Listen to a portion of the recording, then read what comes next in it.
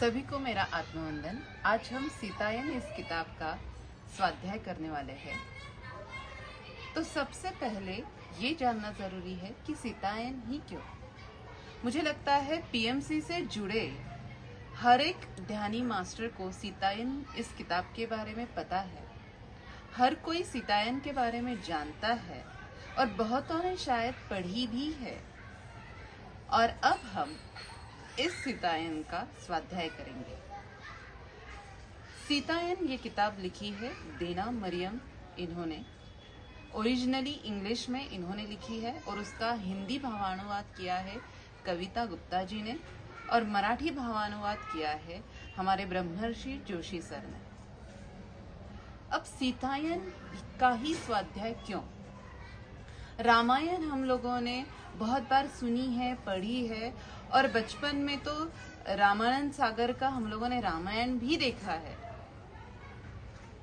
लेकिन वो रामायण देखा है, जाना है, फिर ये सीतायन क्यों? इसमें क्या अंतर है? तो नाम से ही हमें पता चलता है कि रामायण ये राम के दृष्टिकोण से है और सीतायन सीता के दृष्टिकोण से है। रामायण में राम के जन्म, उनका जन्म अयोध्या में हुआ और फिर उनका बचपन और आगे चलकर सीता जी का प्रवेश कब होता है? जब स्वयंवर की बात आती है। सीता जी का जन्म कैसे हुआ ये तो हम सबको पता है। उसका उल्लेख आता है कि धरती माता द्वारा उनका जन्म हुआ। लेकिन उनका बचपन कैसे गया, उन पर कैसे संस्कार हुए, उन्होंने किस तरह से शिक्षा ली, किस तरह से शिक्षा पाई और वो कैसे पली बढ़ी मिथिला में जनक राजा के साथ, ये हम लोगों को नहीं पता। ये सब हमें इस सीतायन किताब से पता चलेगा। अब ये तो पता चल गया कि सीतायन से हमें क्या सीख मिलेगी। लेकिन सीतायन की जो लेखिका है वो एक अभारतीय है। हम लोग भारतीय होने के बावजूद, जो कि यहाँ पर ही जन्मे हैं और हम लोगों को बचपन से ही सीता माता के बारे में भी पता है, फिर हमें एक अभारतीय व्यक्ति ऐसा क्या विशेष बताएंगे जो हम नहीं जानते? तो हाँ, ये विशेष है और वो क्या है ये जानने के लिए सबसे पहले देना मरियम को जानना जरूरी है। तो देना मरियम कौन है? ये एक सोशल वर्कर है जिन्होंने global piece initiative for women ये संस्था स्थापन की है, जिसके द्वारा ये पूरे दुनिया भर में जहां पर भी कोई वाद विवाद का प्रसंग होता है वहां पर शांति का प्रस्ताव या शांति की सभाएं आयोजित करती है और उसके द्वारा स्पिरिचुअलिटी के ही द्वारा लोगों में शांति प्रस्तापित करने का प्रयास करती है। तो ऐसे देना मरियम जी, उनकी ये जो सीतायन बुक है उसके प्रस्तावना में उन्होंने लिखा है कि 2015 और 16 के बाद मैं अपने आप को रोक ही नहीं पाई इस किताब को लिखने से। तो 2015 और 16 में ऐसा क्या हुआ कि वो अपने आप को रोक नहीं पाई, ये जानना जरूरी है। वैसे तो देना मरियम जी बहुत बार इंडिया में आ चुकी है। 2015 में जब वो इंडिया आने वाली थी तभी उन्होंने तय कर लिया था कि वो अयोध्या जाएंगी। वो जब भी इंडिया में आती है वो ऋषिकेश जाती है, वहां पर गंगा मैया के किनारे बैठती है। उन्हें गंगा मैया के साथ बहुत अटैचमेंट फील होती है, इसलिए वो हमेशा वहां जाती है। पर इस बार उन्होंने तय किया था कि वो अयोध्या भी जाएंगी, क्योंकि उन्होंने बचपन से ही रामायण पढ़ा था और राम की कथाएं सुनी थी और तब से उन्हें राम के साथ, एक प्रभु श्री राम के साथ एक अटैचमेंट सा फील होता था। इसलिए उन्होंने इस बार सोचा कि उन्हें अयोध्या जाना है। और इसका एक कारण यह भी है कि वो ये मानती है कि जो भी तीर्थ क्षेत्र है, भले ही वहां की वास्तुएं बदल जाए, वहां पर पुनर्वसन हो जाए वास्तुओं का, या वहां के सिविल स्ट्रक्चर बदल जाए, पर उस भूमि की जो एनर्जी है वो वैसी ही होती है। और इसी कारण उस भूमि की एनर्जी को पाने के लिए वो अयोध्या जाना चाहती थी। जैसे ही वो अयोध्या पहुंची, अयोध्या में उन्होंने अपना कदम रखा, उसी क्षण उन्हें एक दैविक शक्ति का अनुभव हुआ। उन्हें एक अटैचमेंट, एक कनेक्टिविटी फील हुई। और फिर वहां से वो आगे जो राम जन्मभूमि कहा जाता है वहां पर गए। वहां पर गए तो उन्होंने जो सोचा था वैसा उन्हें नहीं मिला और उनकी निराशा हो गई। क्योंकि वहां पर क्या था, वहां पर तब वाद चल रहा था और एक बैर लैंड था, तार का कंपाउंड लगा हुआ था और वहां पर कमांडोज खड़े थे। वो सिचुएशन देखकर तो उन्होंने लिखा है कि मुझे ऐसा लग रहा था कि मानो मैं बॉर्डर पर खड़ी हूं। तो और वो एक विदेशी थी, इसलिए सुरक्षा के कारणों की वजह से उन्हें वहां पर ज्यादा देर ठहरने की परमिशन नहीं मिली। वो कहती कि मेरी इच्छा थी कि मैं वहां पर अपना मस्तक टेकूं और वहां की एनर्जी प्राप्त करूं, लेकिन वो ऐसा नहीं कर पाई और उन्हें वहां से जल्द ही तुरंत ही जाना पड़ा। फिर वो वहां से शरयू नदी के पास गई और शरयू नदी में उन्होंने वहां पर एक नाविक से विनती की और वो नदी के बीच में थोड़ी देर घूमी।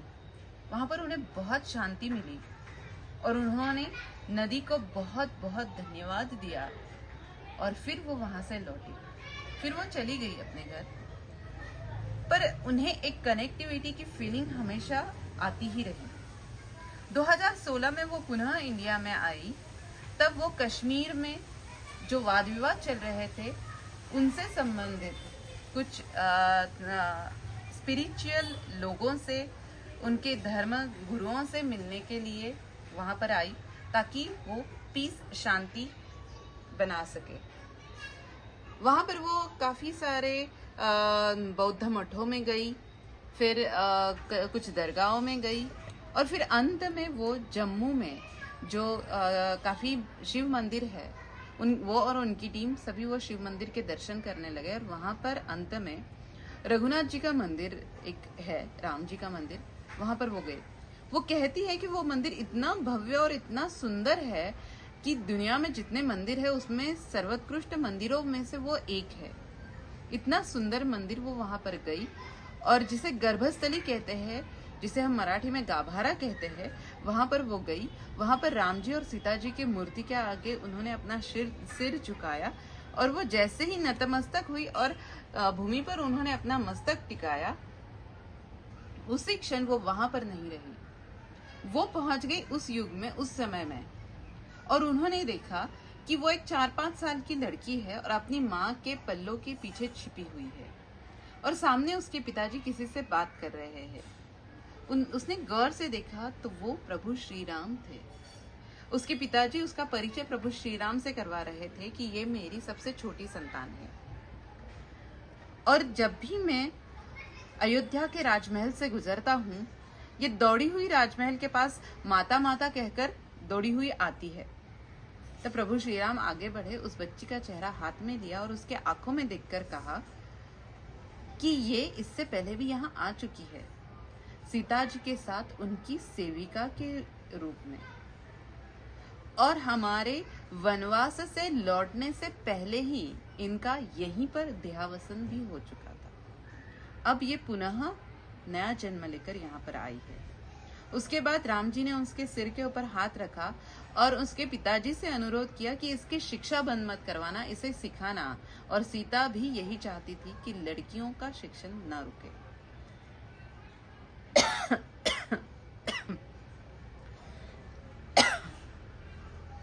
बस यहीं से हमारी सीतायन की कहानी शुरू होती है। देना मरियम जी यहाँ से तो पुनः लौट गई, लेकिन वो कनेक्टिविटी फील कर ही रही थी। बार बार उन्हें ये विजन आ रहे थे और वो कनेक्टिविटी फील कर रही थी।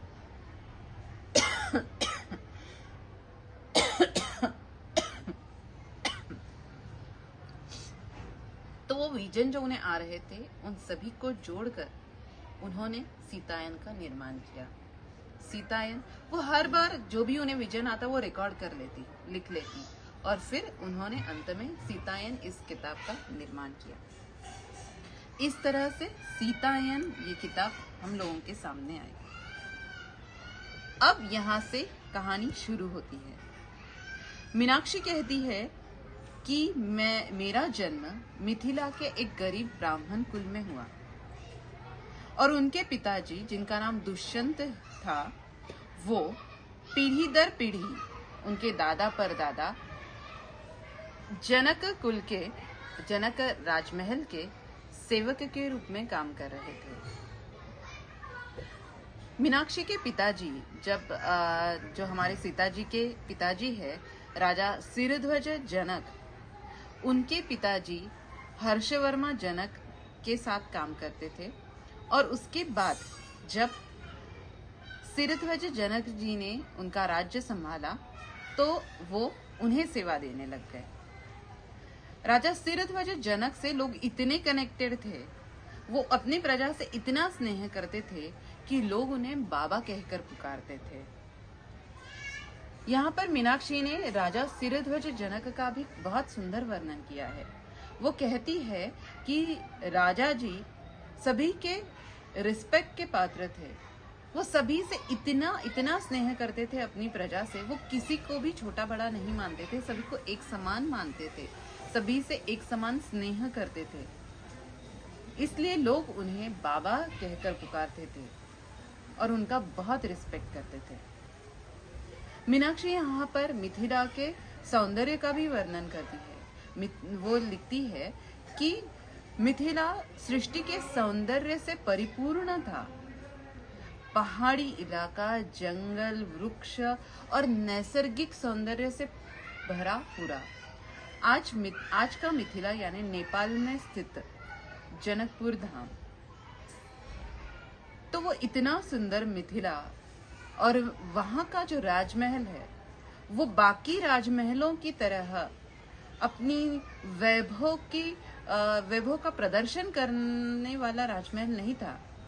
वहां पर सात्विकता और साधारणता और सरलता नजर आती थी, क्योंकि वहां की शोभा थे वहां के मिथिला के कारागिरों के हाथों से बनाए हुए कलाकृतियां, मिट्टी के बर्तन, मिट्टी की कलाकृतियां और वहां के कारागिरों के हाथों से बुने हुए कपड़ों की चीजें आदि से वो राजमहल सुसज्जित था।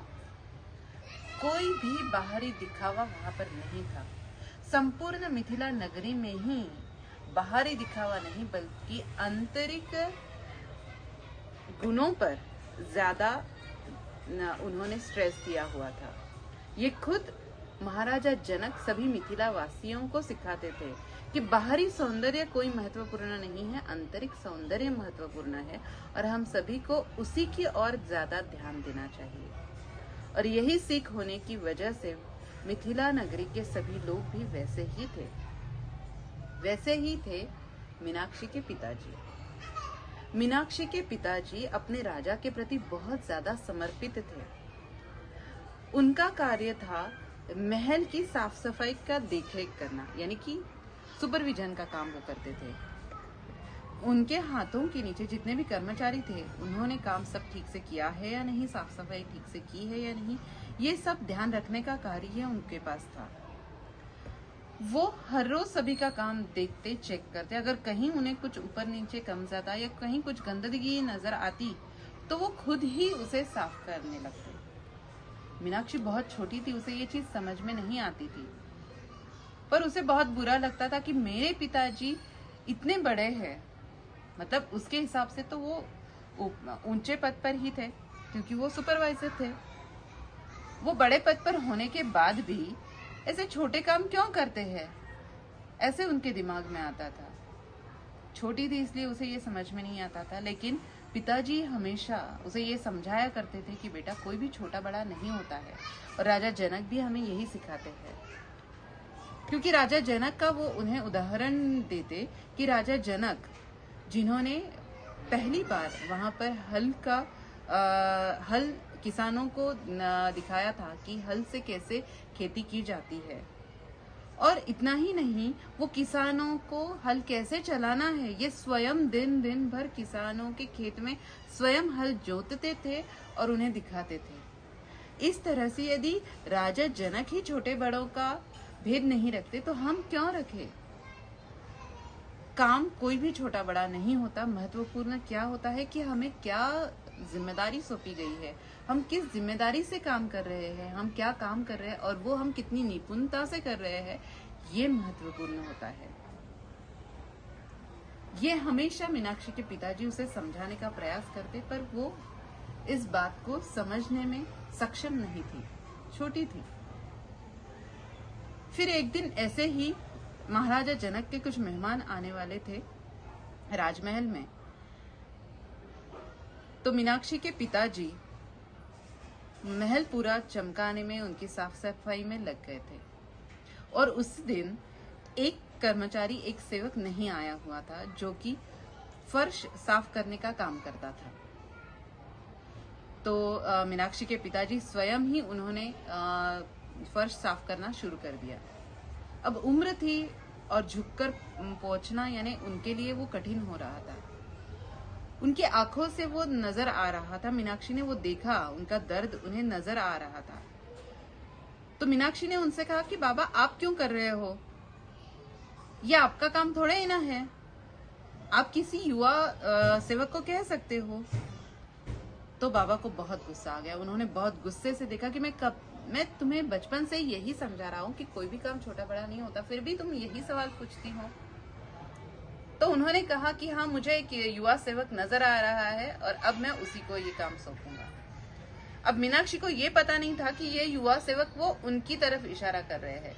बेचारी को बाद में बहुत पछतावा हुआ कि कहाँ से मैंने ये कह दिया पिताजी को। और फिर अगले दिन से उनके पिताजी ने उस काम को, उस सेवक के काम को मीनाक्षी को सौंप दिया। मीनाक्षी को बड़ा गुस्सा आया, लेकिन फिर भी क्या करती, पिताजी का कहना था, उन्हें करना ही पड़ा। वो रोज साफ सफाई करती, रोज उसके पिताजी उसमें कुछ न कुछ कमी निकालते और उसे वो काम फिर से करने लगाते। उसे इस चीज का बहुत गुस्सा आता कि पिताजी, मेरे पिताजी होकर भी मुझे वो बार बार एक काम बार बार करने लगाते हैं, ऐसा क्यों, मेरे पिताजी कभी मुझसे स्नेह ही नहीं करते। मीनाक्षी के माता का उसके बचपन में ही देहवास हो चुका था, इसलिए उसे वो प्रेम नहीं मिल पाया था और उसके पिताजी ने कभी उसे पास में लेकर प्यार से अपने पास नहीं लिया, वो स्नेह उसे नहीं दिया। वो हमेशा उसे वो गुण उसमें भरना चाहते थे। वो हमेशा उसे समझाते कि हमें किस तरह से रहना चाहिए, किस तरह से अपने काम की ओर ध्यान देना चाहिए, किस तरह से हमें अपने राजा को समर्पित रहना चाहिए। और ये हमेशा कहते कि हम पर दुर्भाग्य का साया है और यदि महाराजा जनक की कृपा हम पर नहीं होती तो ये दुर्भाग्य का साया हमें कब का खत्म कर चुका होता। अब ये दुर्भाग्य का साया कौन सा, ये उसने ना तो कभी पिताजी को पूछा और ना ही उसके पिताजी ने कभी बताया, पर ये बात उसने बचपन से ही सुन रखी थी कि उनके ऊपर कोई किसी दुर्भाग्य का साया था। तो ये चीज उसे समझ में नहीं आती और उसे और भी ज्यादा गुस्सा आता कि पिताजी ऐसा क्यों कहते और ऐसा क्यों करते हैं।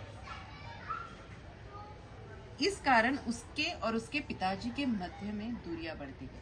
अब ये सीख हमें यहाँ पर बहुत इंपॉर्टेंट मिलती है यहाँ पर कि हमें हमारे बच्चों को, चाहे वो बड़े हो या छोटे हो, पास में लेना चाहिए और इन्हें वो जताना चाहिए कि हम उनसे कितना प्रेम करते हैं।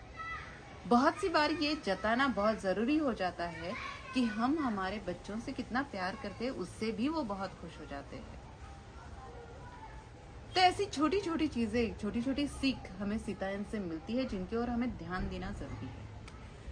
इस तरह से मीनाक्षी और मीनाक्षी के पिताजी के बीच में दूरियां बढ़ती गई और मीनाक्षी हर बार अपने पिताजी से दूर होती गई। एक बार ऐसे ही मीनाक्षी की एक सीनियर सेविका थी, अदिति जिसका नाम था, उसने उसे कहा कि तुम मेरे साथ रसोई के काम में चलो। और मीनाक्षी ने भी पिताजी से पूछ लिया कि पिताजी, क्या मैं रसोई के काम में अदिति का हाथ बटाऊं, मैं भी वो काम करूं। तो वो फिर से चिढ़ गए और उन्होंने फिर से कहा कि पहले इस काम में निपुण हो जाओ, फिर दूसरे काम को हाथ लगाना। फिर मीनाक्षी चिढ़ गई कि मैं इतने सालों से ये काम कर रही हूँ, फिर भी पिताजी यही चाहते हैं कि मैं यही काम करूं, ऐसा क्यों। उसके कुछ दिनों बाद अदिति ने ऐसे ही सहज में ही मीनाक्षी के पिताजी से कहा कि ये बहुत ही कार्यकुशल है और ये बहुत अच्छी पत्नी बनेगी। तो इस बात पर वो इतनी जोर से भड़क पड़े और उसे कहा कि नहीं, मीनाक्षी कभी विवाह नहीं करेगी। इस बात पर उसे बहुत बुरा लगा, बहुत ज्यादा बुरा लगा। क्या मैं असुंदर हूँ? क्या मैं दिखने में अच्छी नहीं हूँ? और तकरीबन 15-16 साल की उम्र थी, तब तो शादियां भी जल्दी होती थी, इसलिए वो उसके मन में ये बात बहुत ज्यादा लग गई कि क्या मैं दिखने में अच्छी नहीं हूँ। उसने पिताजी से तुरंत ही पूछ लिया, क्योंकि कहीं ना कहीं तो वो निकल ही जाता है। उसने पूछ लिया, पिताजी आप ऐसा क्यों बोलते हो? क्या मैं दिखने में अच्छी नहीं हूँ, या आपको ऐसा लगता है कि मैं कार्यकुशल नहीं हूँ, कि मैं नहीं संभाल पाऊंगी सब कुछ? अब ऐसा क्यों कहते हो? तब उसके पिताजी ने कहा कि नहीं, तुम बाहरी सुंदरता की तरफ मत ध्यान दो। मैंने तुम्हें बहुत बार कहा है, मैंने कभी बाहरी सुंदरता की ओर ध्यान नहीं दिया। मैंने हमेशा आंतरिक सौंदर्य को ही देखा है, जांचा है, परखा है। लेकिन हमारे ऊपर दुर्भाग्य का साया है, इसलिए तुम विवाह नहीं कर सकती। अब भी मीनाक्षी ने ना तो पूछा कि वो दुर्भाग्य का साया कौन सा, और ना ही उसके पिताजी ने कहा। इस तरह से साल दर साल आगे बढ़ते गए, पर कभी भी मीनाक्षी ने इस दुर्भाग्य के बारे में नहीं पूछा। अब एक दिन ऐसे ही मीनाक्षी और उसके पिताजी के बीच में कुछ विवाद हो गया और वो रूठ कर रोती हुई जंगल में निकल गई।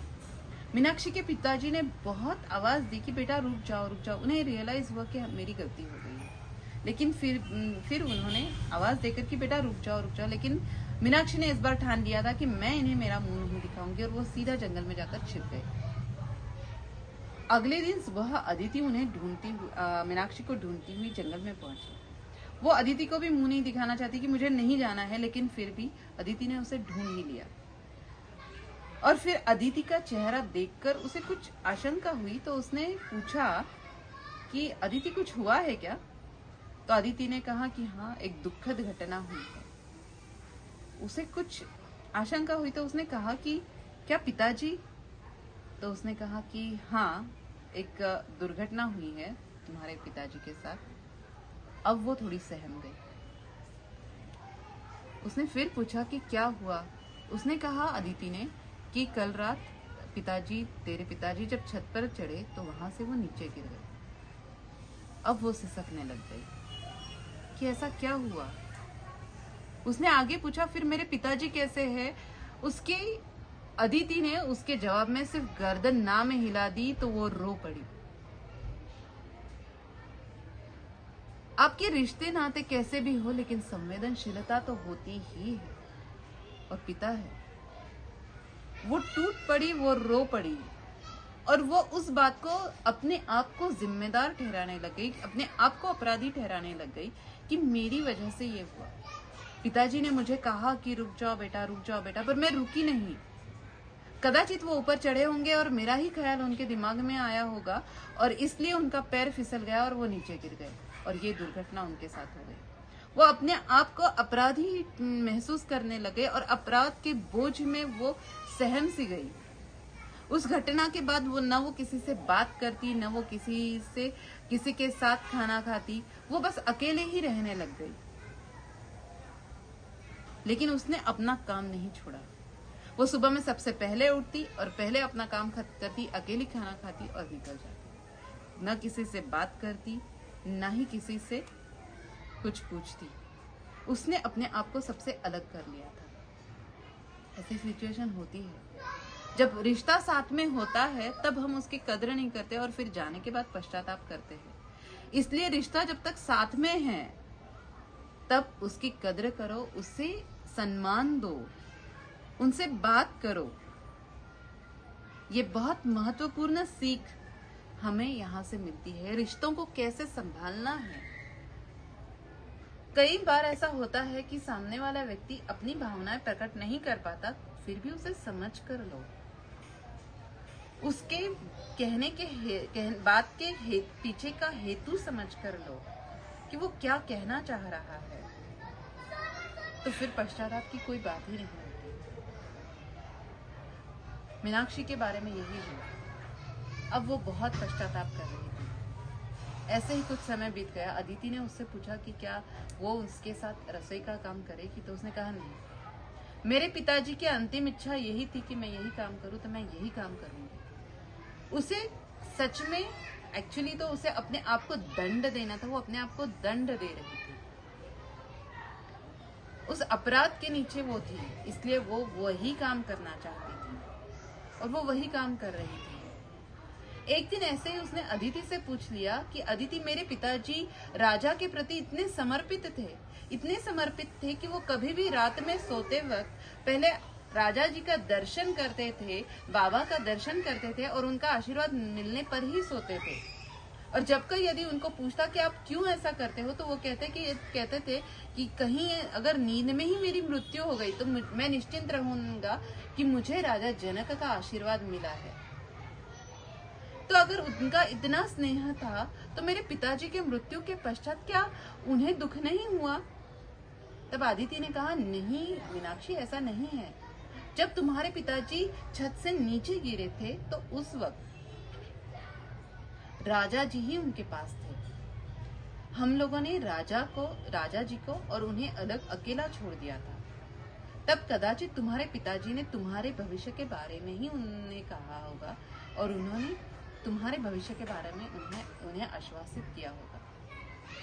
ये बात सुनने के बाद वो बहुत रोई और उसे अपने पिताजी की अहमियत अब समझ में आई कि उसके पिताजी का सच में उसके ऊपर बहुत स्नेह था, लेकिन वो ये बात समझ ही नहीं पाई।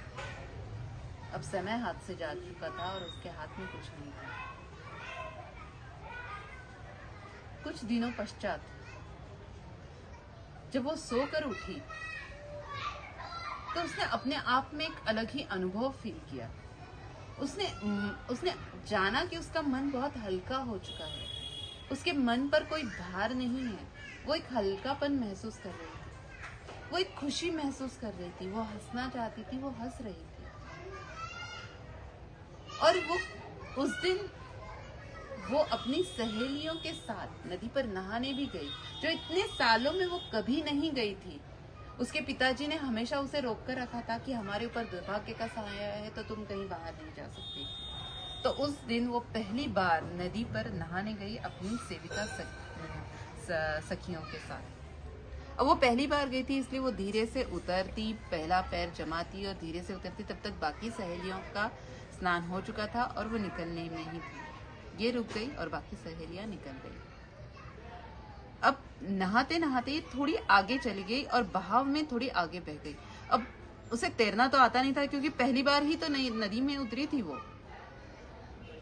अब उसने सोचा कि अब तो मैं बच ही नहीं सकती, तो उसने अपने आप को मृत्यु के हवाले कर दिया कि जो होगा सो होगा, जाने दो। अब वैसे भी क्या है, अपना तो कोई है ही नहीं, पिताजी भी नहीं रहे, तो उसने अपने आप को मृत्यु को सौंप दिया।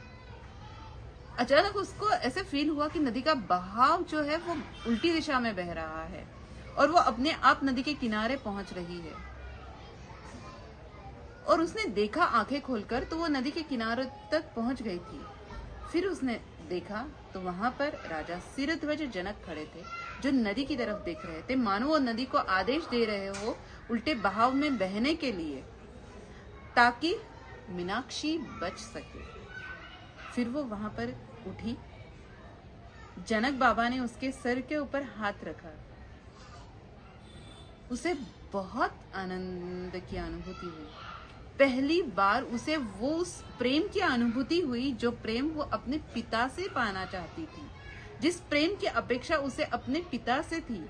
पहली बार उसे वो प्रेम जनक बाबा में दिखा, जनक बाबा के द्वारा मिला और वो बहुत ज्यादा खुश हुई। यहाँ पर पहला पार्ट खत्म होता है, यहाँ पर हमारा पहला भाग जो है वो खत्म होता है। इसके आगे जो है वो किस तरह से जनक राजा ने एक पुत्री की कामना के लिए उन्होंने क्या क्या किया, ये सारे आगे ये हम अगले भाग में देखेंगे। इसका स्वाध्याय हम आगे करेंगे। तो आज के लिए बस इतना। धन्यवाद।